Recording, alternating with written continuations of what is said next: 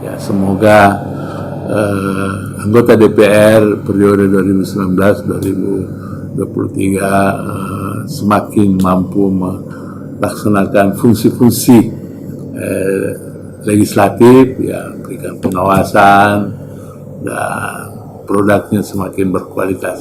Ya, selamat sekali lagi kepada anggota yang akan dilantik.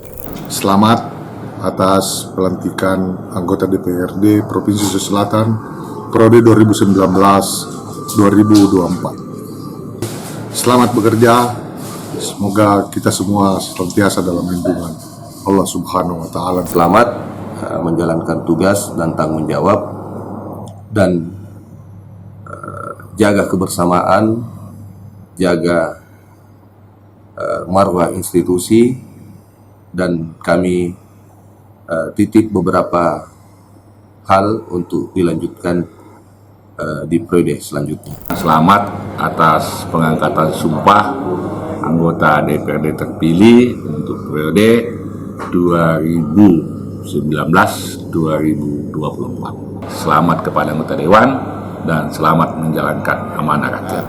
Kami mohon doa dan dukungannya seluruh masyarakat Sulawesi Selatan.